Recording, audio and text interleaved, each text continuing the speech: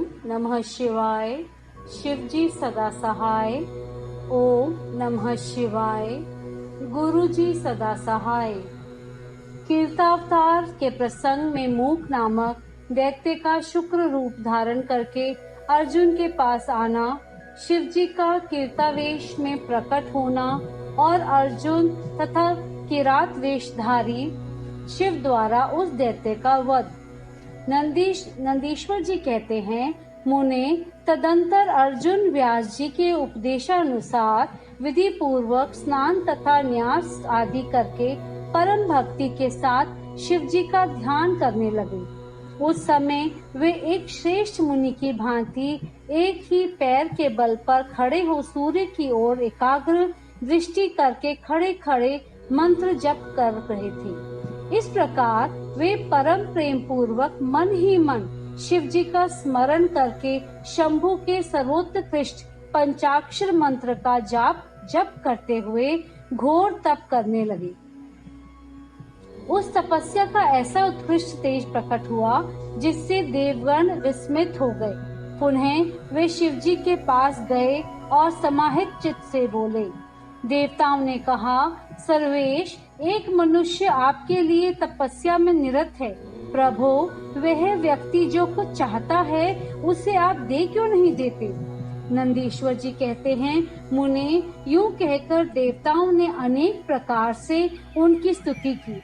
फिर उनके चरणों की ओर दृष्टि लगाकर वे निम्न भाव से खड़े हो गए। तब उदार बुद्धि एवं प्रसन्नतात्मा महाप्रभु शिव जी उस वचन को सुनकर ठहाकर हंस पड़े और देवताओं से इस प्रकार बोले। शिव जी ने कहा, देवताओं, अब तुम लोग अपने स्थान को लौट जाओ। मैं सब तरह से तुम लोगों का कार्य संपन्न करूंगा। यह बिल्कुल सत्य है, इसमें संदेह की गुंजाइश नहीं है।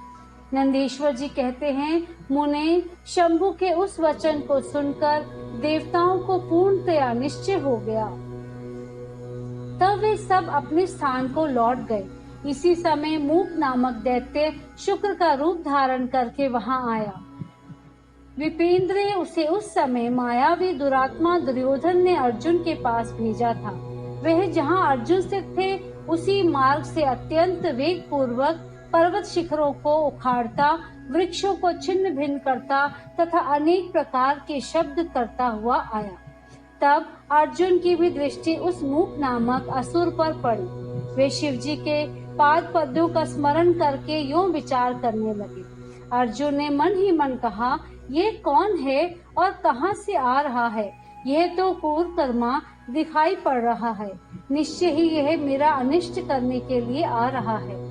इसमें तनिक भी संयश नहीं है, क्योंकि जिसका दर्शन होने पर अपना मन प्रसन्न हो जाए वह निश्चय ही अपना हितैषी है, और जिसकी दिखने पर मन व्याकुल हो जाए वह शत्रु ही है। आचार से कुल का, शरीर से भोजन का, वार्तालाप से शास्त्र ज्ञान का और नेत्र से स्नेह का परिचय मिलता है। आकार से, चाल ढाल से, चेष्टा से, बोलने से तथा नेत्र और मुख के विकार से मन के भीतर का भाव जाना जाता है। नेत्र 4 प्रकार के कहे गए हैं, उज्ज्वल, सरस, तिरछे और लाल। विद्वानों ने इनका भाव भी पृथक पृथक बतलाया है। नेत्र मित्र का संयोग होने पर उज्ज्वल, पुत्र दर्शन के समय सरस, कामिनी के प्राप्त होने पर वक्र और शत्रु के दिख जाने पर लाल हो जाते हैं। इसे देखते ही मेरी सारी इंद्रियां कुलसित हो उठी हैं। अतः ये निसंदेह शत्रु ही है और मार डालने योग्य है। इधर मेरे लिए गुरुजी की आज्ञा भी ऐसी है कि राजन, जो तुम्हें कष्ट देने के लिए उद्यत हो उसे तुम बिना किसी प्रकार का विचार किए अवश्य मार डालना, तथा मैंने इसलिए आयुध भी तो धारण कर रखा है। यूं विचार कर अर्जुन बाण का संधान करके वहीं डटकर खड़े हो गए। इसी बीच भक्त वत्सल्य भगवान शंकर अर्जुन की रक्षा, उनकी भक्ति की परीक्षा और दैत्य का नाश करने के लिए शीघ्र ही वहां आ पहुंचे। उस समय उनके साथ गणों का युद्ध भी था और वे महान अद्भुत सुशिक्षित भील का रूप धारण किए हुए थे। उनकी कांच बंदी थी और उन्होंने वस्त्र खंडों से ईशान ध्वज बांध रखा था। उनके शरीर पर श्वेत धारियां चमक रही थीं। पीठ पर बाणों से भरा हुआ तरकस बंधा था और वे स्वयं धनुष बाण धारण किए हुए थे। उनका गणयूथ भी वैसी ही साज सज्जा से युक्त था। इस प्रकार शिव भीलराज बने हुए थे। वे सेनाध्यक्ष होकर तरह तरह के शब्द करते हुए आगे बढ़े। इतने में सुअर की गुर्राहट का शब्द 10 दिशाओं में गूंज उठा। उस शब्द से पर्वत आदि सभी जड़ पदार्थ झन्ना उठे। तब उस वनेचर के शब्द से घबराकर अर्जुन सोचने लगे, अहो, क्या ये भगवान शिव तो नहीं है जो यहाँ शुभ करने के लिए पधारे हैं? क्योंकि मैंने पहले से ही सुन रखा है। पुनः श्री कृष्ण और व्यास जी ने भी ऐसे ही कहा है तथा देवताओं ने भी बारंबार स्मरण करके ऐसी ही घोषणा की है कि शिव कल्याण करता और सुखदाता है। वे मुक्ति प्रदान करने के कारण मुक्तिदाता कहे गए हैं। उनका नाम स्मरण करने से मनुष्य का निश्चय ही कल्याण होता है। जो लोग सर्वभाव से उनका भजन करते हैं, उन्हें स्वप्न में भी दुख का दर्शन नहीं होता। यदि कदाचित कुछ दुख आ ही जाता है तो उसे कर्म जनित समझना चाहिए। सो भी बहुत की आशंका होने पर भी थोड़ा होता है, अथवा उसे विशेष रूप से प्रारब्ध का ही दोष मानना चाहिए। अथवा कभी कभी भगवान शंकर अपनी इच्छा से थोड़ा सा अधिक दुख भुगता कर फिर निसंदेह उसे दूर कर देता है। वे विष को अमृत और अमृत को विष बना देते हैं। यूं जैसी उनकी इच्छा होती है वैसा वे करते हैं। भला उन समर्थ को कौन मना कर सकता है? अन्यान्य प्राचीन भक्तों की भी ऐसी ही धारणा थी। अतः भावी भक्तों को सदा इसी विचार पर अपने मन को स्थिर रखना चाहिए। लक्ष्मी रहे अथवा चली जाए, मृत्यु आंखों के सामने ही क्यों ना उपस्थित हो जाए, लोग निंदा करें अथवा प्रशंसा, परंतु शिव भक्त से दुखों का विनाश होता ही है।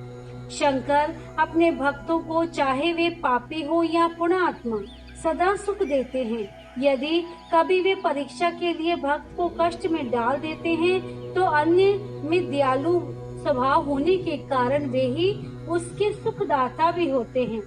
फिर तो वह भक्त उसी प्रकार निर्मल हो जाता है जैसे आग में तपाया हुआ सोना शुद्ध हो जाता है। इसी तरह की बातें मैंने पहले भी मुनियों के मुख से सुन रखी हैं। अतः मैं शिव जी का भजन करके उसी से उत्तम सुख प्राप्त करूंगा। अर्जुन यूं विचार कर ही रहे थे, तब तक बाण का लक्ष्य भूत वह सुअर वहां आ पहुंचा। उधर शिव जी भी उस सुअर के पीछे लगे हुए दिख पड़े। उस समय उन दोनों के मध्य में वह शुक्र अद्भुत शिखर सा दिख रहा था। उसकी बड़ी महिमा भी कही गई है। तब भक्त वत्सल्य भगवान शंकर अर्जुन की रक्षा के लिए बड़े वेग से आगे बढ़े। इसी समय उन दोनों ने उस शुक्र पर बाण चलाया। शिव जी के बाण का लक्ष्य उसका पुच्छ भाग था और अर्जुन ने उसके मुख को अपना निशाना बनाया था। शिव जी का बाण उसके पुच्छ भाग में प्रवेश करके मुख के रास्ते निकल गया और शीघ्र ही भूमि में विलीन हो गया, तथा अर्जुन का बाण उसके पिछले भाग से निकलकर बगल में ही गिर पड़ा।